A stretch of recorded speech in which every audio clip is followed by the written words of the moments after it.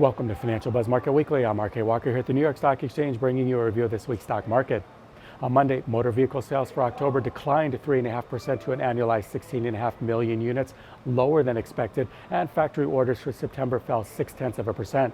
Markets rose strongly on the good jobs report from last week, and optimism rose that the U.S. and China will strike a trade deal. The Dow Industrials, S&P 500, and Nasdaq Composite all closed at record highs. On Tuesday, the ISM non-manufacturing index for October rose 2.1 points to 54.7, and the JOLTS job openings report for September fell 3.8% to 7.024 million jobs. Markets didn't move much, but the Dow Industrials managed to close at another record high, while 10-year Treasuries yielded 1.85%. West Texas Intermediate crude rose 1.1% to finish at $57.16 a barrel. On Wednesday, the EIA petroleum status report for the week ending November 1st saw crude oil inventory increase 7.9 million barrels. Productivity and costs for the third quarter saw non-farm productivity decline 0.3%, unexpectedly low, while unit labor costs rose 3.6%, higher than expected. Markets gave back any gains when reports said that the U.S. and China probably won't meet to sign a trade deal until December. On Thursday, jobless claims for the week ending November 2nd fell 8,000 to 211,000, and 430 companies of the S&P 500 have reported their quarterly earnings, with almost 75% beating expectations. 10-year Treasuries gained 9 basis points to 1.92%, and markets took off on the news that the U.S. and China would be simultaneously removing tariffs. The Dow Industrials closed at a record high. On Friday, consumer sentiment for November rose 0.2 point to 95.7, and President Trump said he has not agreed to roll back tariffs on Chinese goods. Markets opened lower on the news. Now let's take a look at some stocks.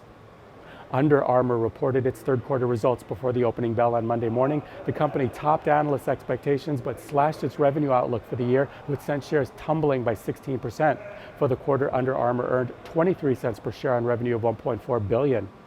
Uber Technologies reported its third quarter results after the closing bell on Monday. The ride-hailing service provider reported better than expected earnings and revenue. However, shares tumbled by as much as 8% on Tuesday morning.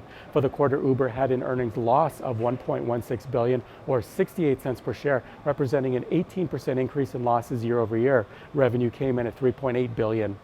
Qualcomm Incorporated shares popped over 7% on Thursday morning after reporting its fourth quarter results with earnings of 78 cents per share on revenue of $4.8 billion.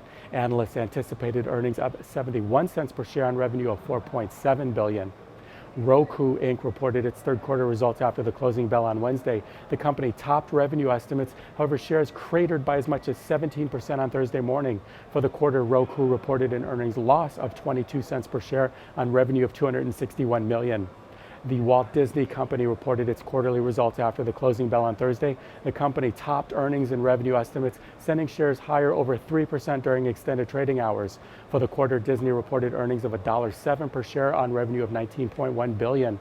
The company's overall revenue grew by 34% year over year, driven by a 22% revenue growth in its media network segment, as well as a 52% revenue growth in its studio entertainment segment. This is Financial Buzz Market Weekly. I'm RK Walker, and I'll see you again next week.